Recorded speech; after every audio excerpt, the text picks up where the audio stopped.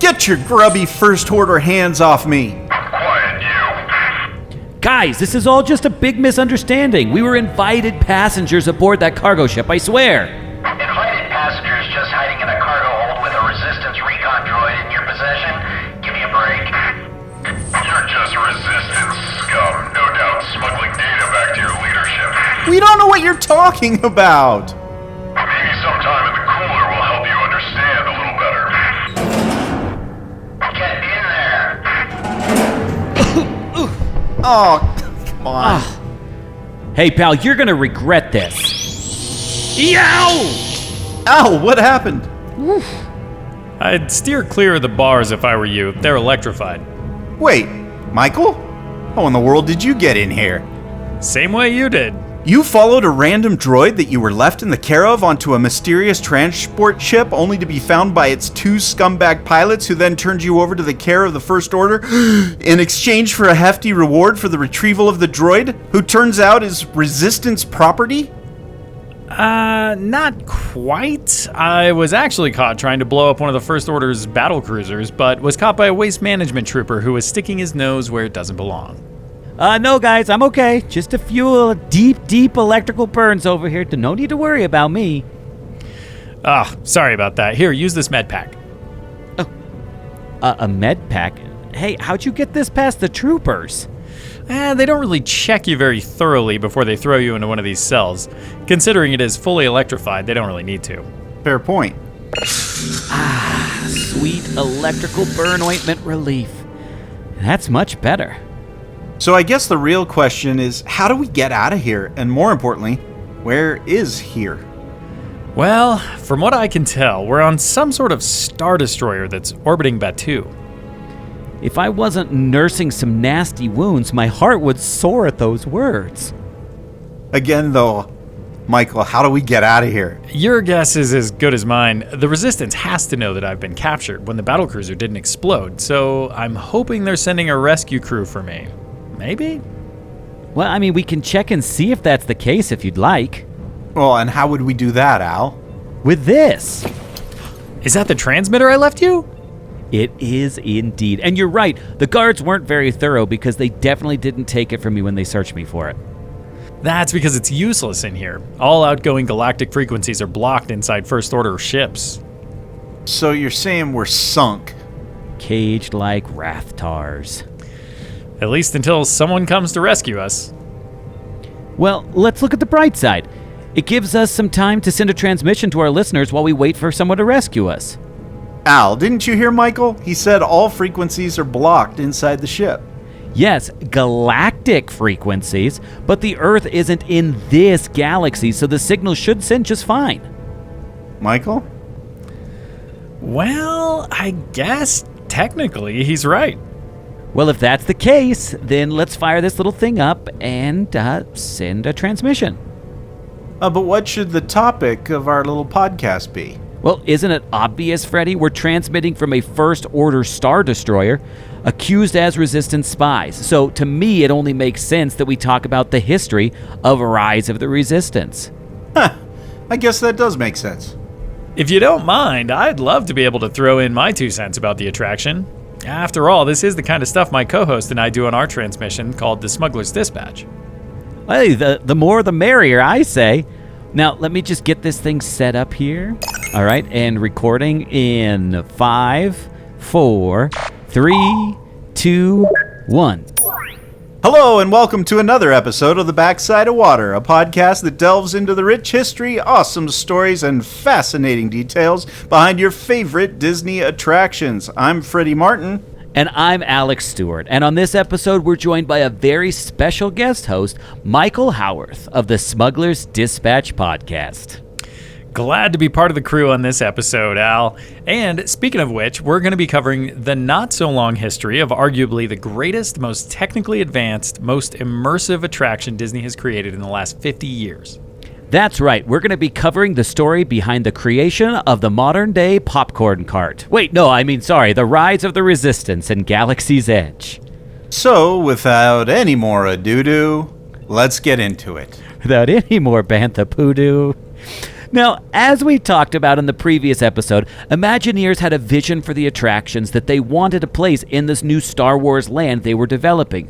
They wanted a people-eating attraction that was capable of handling thousands of park guests per hour, that was based on a timeless piece of Star Wars intellectual property, which would become the Millennium Falcon Smuggler's Run. Now, Imagineers also envisioned a motion simulator attraction where guests would ride on the back of a bantha or dewback, both being favorite transport beasts for Star Wars fans, as they rode you through the wilds of Batuu. This attraction would end up being scrapped before the land opened due to budget cuts. But the third attraction they wanted for the land was the attraction that was to anchor this area. It was to be the no-holds-barred, pull out all the stops, edge-of-your-seat, e-ticket thrill ride. But knowing that this new land was the first land to be introduced into the park since Toontown, all eyes, especially competitors' eyes, would be on what Imagineers would do for an e-ticket attraction. It was this pressure that led Imagineers to push further than they ever had before. What idea would they choose for this tentpole attraction? Would it be the trackless ride systems that were at the cutting edge of tech during that time? Would it be a classic dark ride that Disney is known for? Would it be a drop ride, the kind that guests had come to love so much? Could it be a motion simulator to immerse guests in the action? After some time, it was decided that yes, it could be all of those things. Imagineers decided that they would throw everything they had into the bowl. Then they started gathering ideas around the story for this attraction. Nothing was off limits. And speaking of story, Disney attractions live and die on their stories. CEO at the time, Bob Iger, wanted this new attraction to focus on the new IP that was coming out of Lucasfilm. So it was decided that the story would take place during the period that was becoming known as the sequel era. They had their timeline in place, and now all they needed was the location. But since the attraction was so massive and the demand of this attraction was expected to outpace any other attractions in Disneyland, it was also decided that it would be located in its own section of Batuu, out in what was known as the quote-unquote wilds. This way, the large crowds wouldn't impede guest flow to the other amenities in the park. Now that they had the setting in place, Imagineers needed to come up with the story that would bind this attraction together. Thankfully, they had a bit of a leg up on this. The land itself had an overall story that was created and used to blend everything in said land into an overall narrative. The story of the overall land when it was first conceived in the mid-2010s was that the planet Batuu, where the Galaxy's Edge land is set, was to be a backwater outpost in wild space. The story designers would determine that the outskirts of this area would be the home to an ancient and abandoned Jedi temple where a reluctant resistance fighter named Vi Marathi would set up a base for the resistance. But as we've come to learn from Disney's incredible storytelling, a story is nothing without its conflict, and this attraction needed a big conflict. Remember that the Millennium Falcon attraction was the low-stakes attraction, and this new one would be the high-stakes, life-or-death struggle. So it was decided that this attraction would put guests in the role of resistance fighters needing to flee the First Order's grasp, and this story would start in the queue area. Before their story was to begin, guests would need nods to this crucial backstory in order to get them prepared for their epic adventure they were about to embark upon. This would come in the form of a queue design and decoration. Imagineers would use the story created to bind the land's narrative together to build the queue. Imagineers designed this queue to wind its way through the wilds of Batuu, then move into an intricate cave system. But since caves didn't exist in the backlots of Disneyland in Anaheim, where this attraction was to be located, Imagineers would have to build an entire cave system.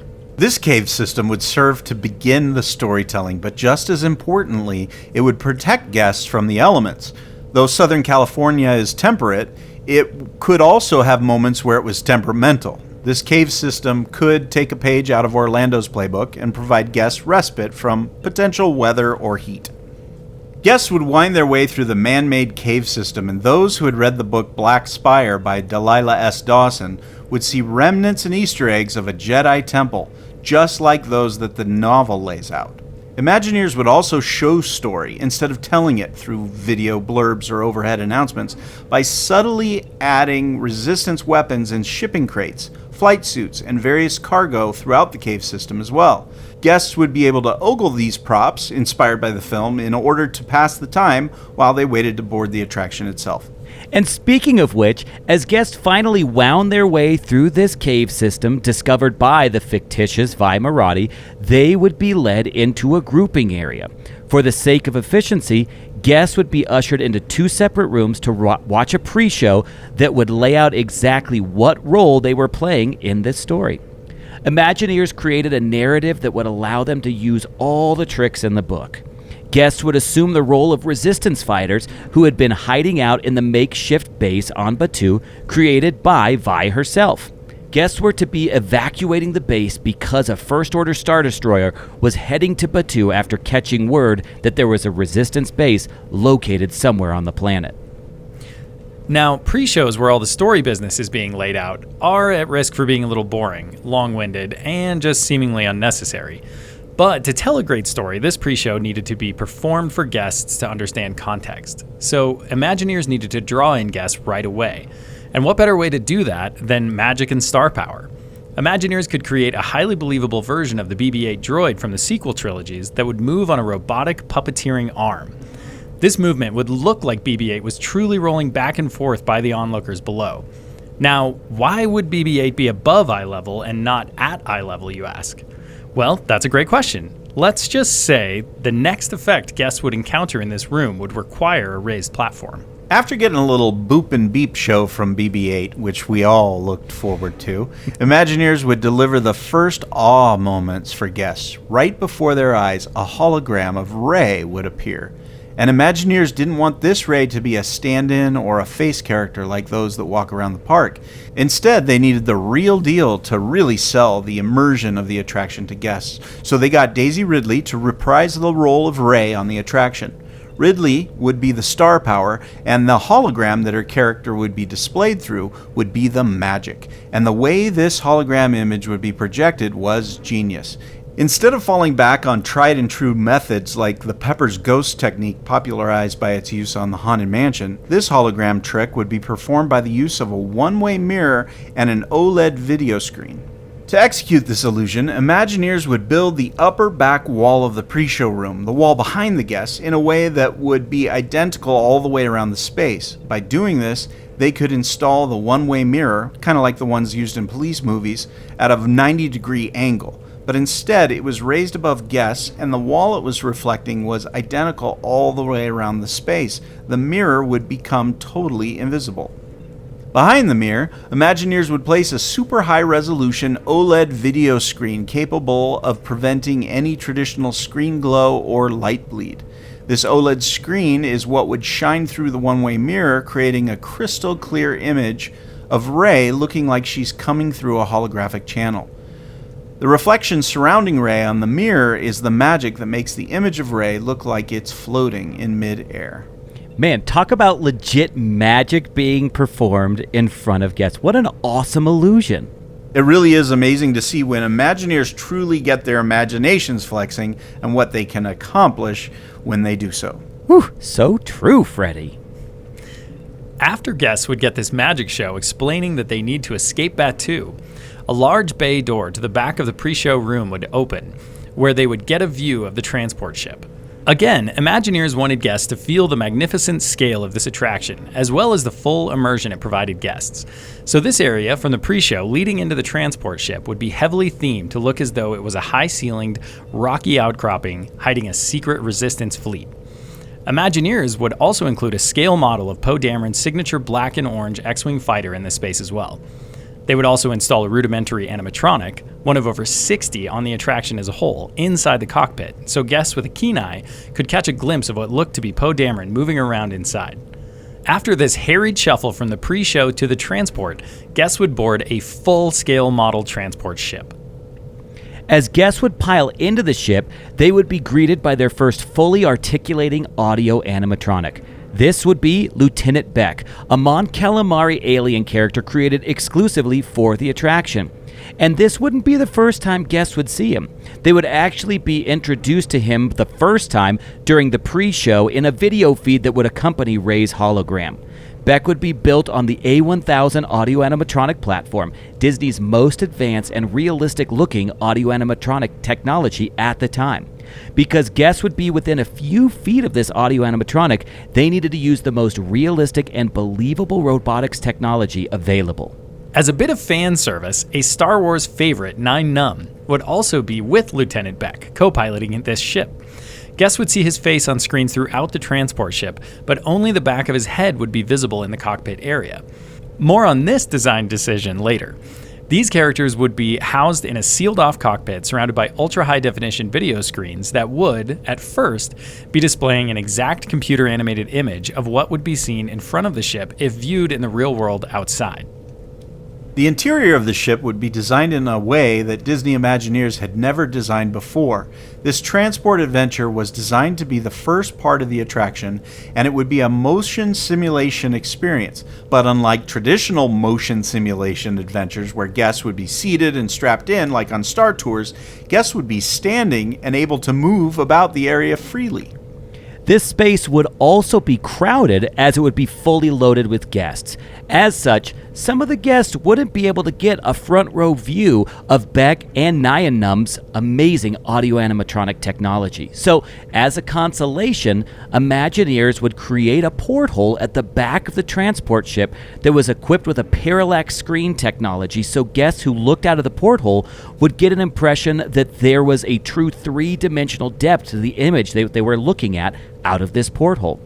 And to keep with continuity, wherever the visuals in front of the ship were located, the visuals from the rear porthole would display the same. So when parked in the launch bay in Batuu, guests would simply be looking out that back window and seeing a large rock wall that mimicked what they saw as they walked into the holding bay.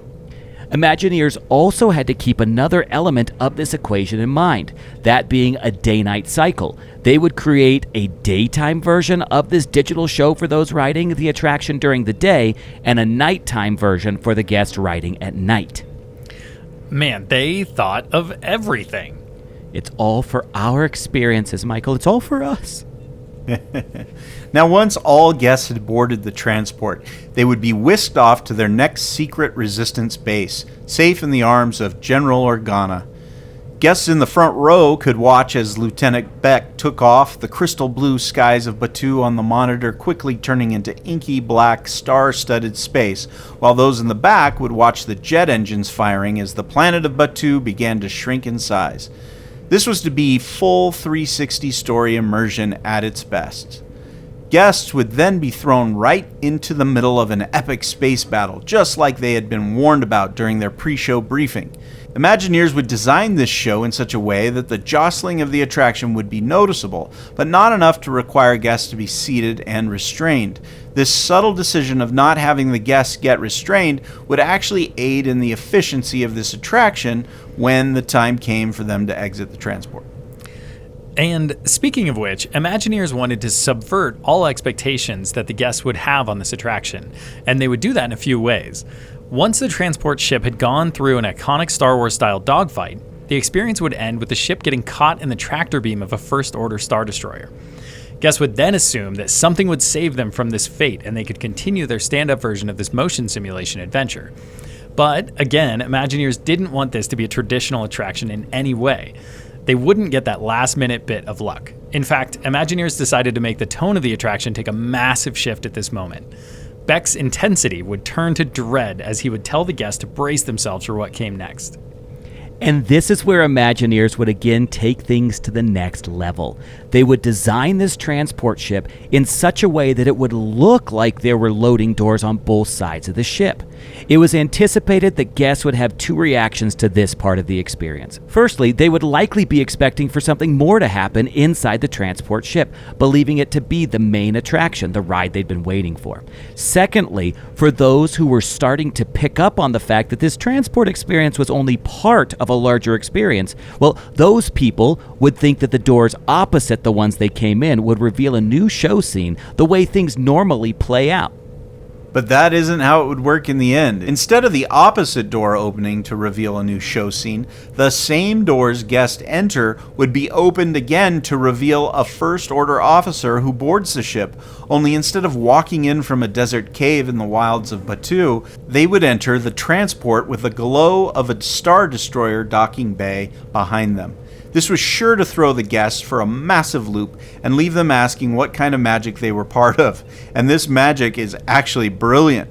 Imagineers would build not one, but 3 interior sections of this transport ship. They would place them on a turntable, equidistant apart from one another, and after the guests were safely boarded and in place on the ship, they would begin the process of activating the turntable counterclockwise, making way for the next empty transport to line up with the door of the exterior of the ship.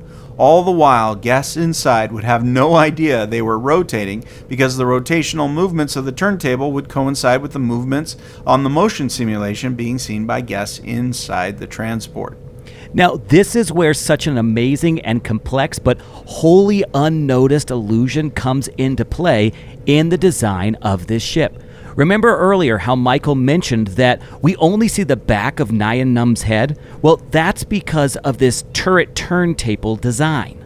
What are you talking about? Explain it.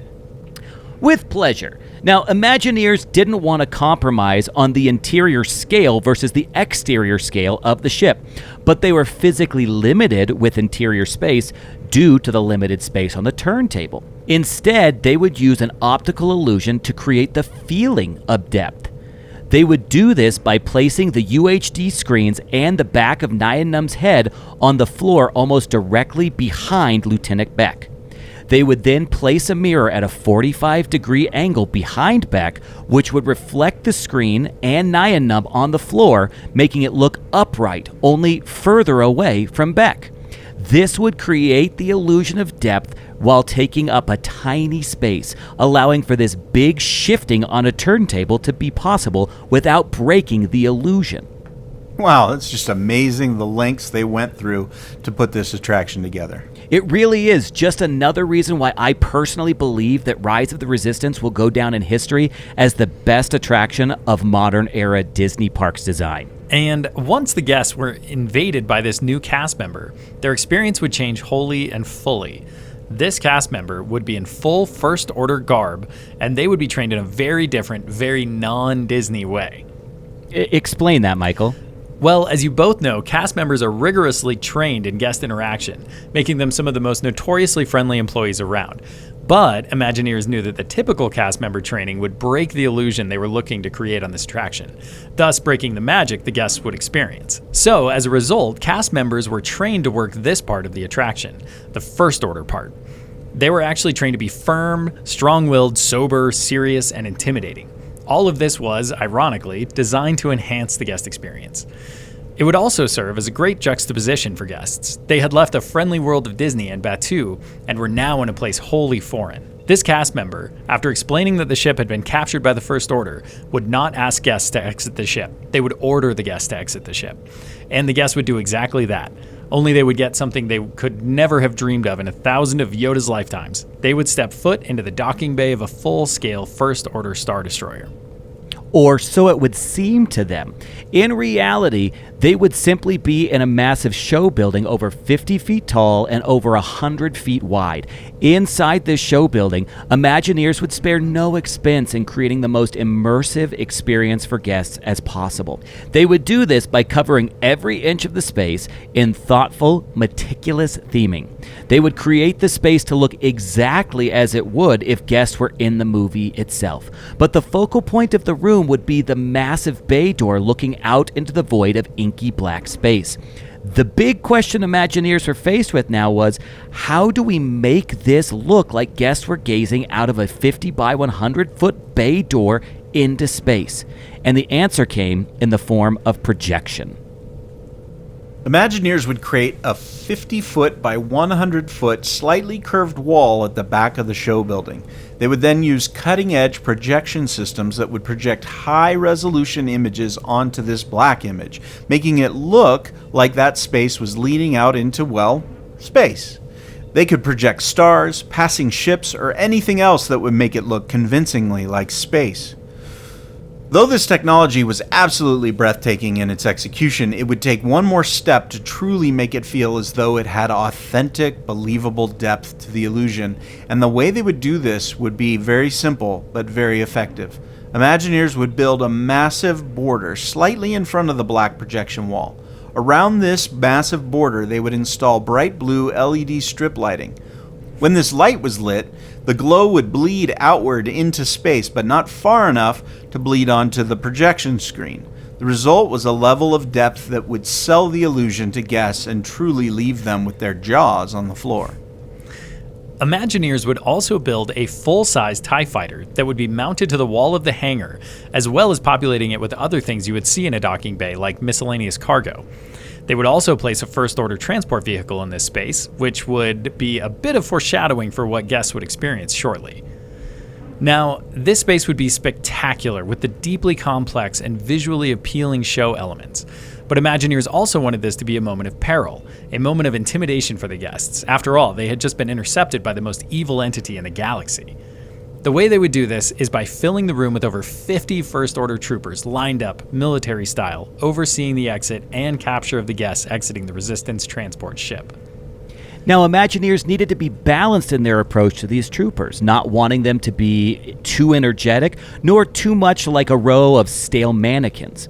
The way Imagineers would strike this balance is by animating a few of the troopers' head movements to appear as though just a few of them were keeping an eye on guests as they walked through the space. Again, simple, but oh so effective. The truly amazing part about this entire thing is that this portion of the attraction really only served one practical purpose, and that was to unload guests from the transport and into the next queuing area.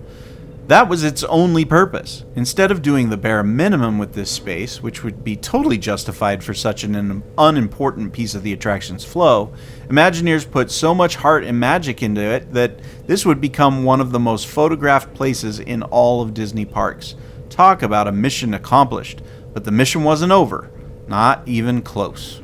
After a few seconds of time to ogle the view in this room, Imagineers would have the guest ushered into another room that would lead to yet another queue area. This was to confuse the guests even more. Talk about a roller coaster ride of misunderstandings and misdirections at this point. But this queue would then lead guests into another loading area. Imagineers would post another First Order trooper in this space to make it look as though guests' every moves were being carefully monitored by the First Order. During this time, guests would be grouped up into 8 groups of 4 and sent down 2 halls. This is just another place where cast members would have the opportunity to let their First Order flags fly and harass guests in some really entertaining ways. Now, before we go forward, though, I did want to ask a question, and this is primarily to Freddy. Freddy, in all of my research back on Earth, I was never able to find a confirmation that in this second queue area that the actual show floor building was designed to move. Am I the only one who feels that? Or does anybody have confirmation that there is something going on in that area? Well, I don't have confirmation, but I've sensed it and felt it, and I think it's real. It doesn't mean that the floor is necessarily moving. You could have some sort of low frequency tone that gives a sense of movement. So it could be done through speakers, or it could be done through some mechanism under the floor that just sort of gives a sense of it moving. A moving floor of that scale is pretty. That's a big jump. Massive. But to do something like filling the cavity under the floor with low frequency sound is a way to do that. What do you know, Michael? I have definitely felt it. Every time I go through, I think that's the part I look forward to the most, is just standing there completely still like a crazy person and like waiting until I can feel it.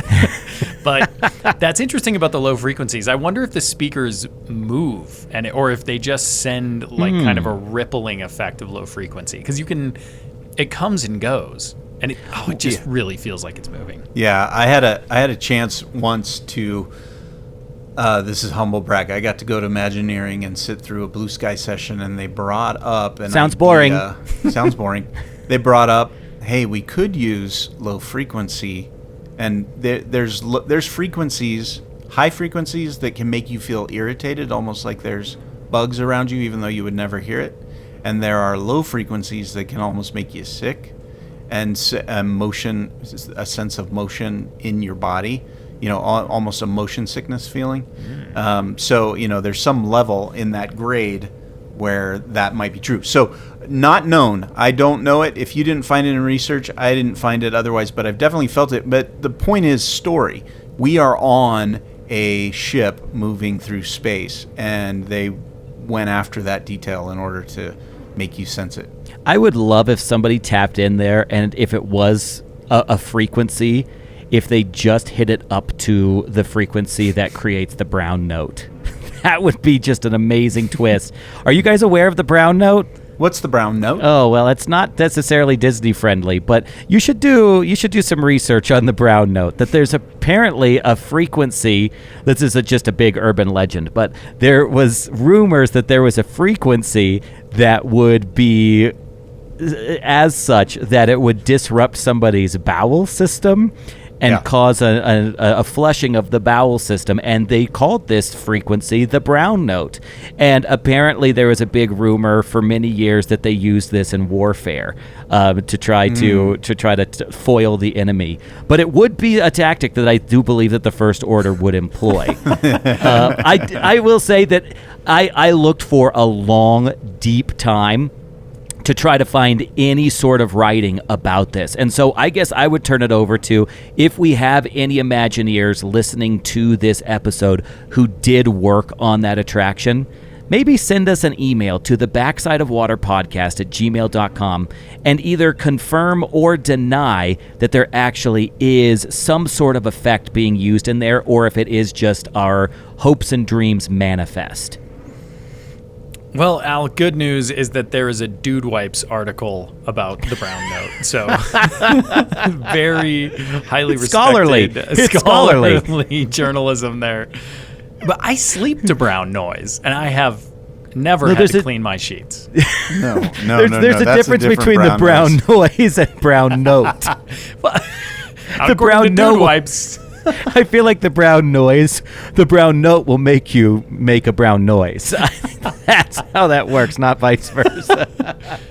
Well, and I think for the moms that are in the car driving their kids to school and listening to this episode, they're just going to have a lot of explaining to do. If you want to complain, please send an email to the backsideofwaterpodcast@gmail.com.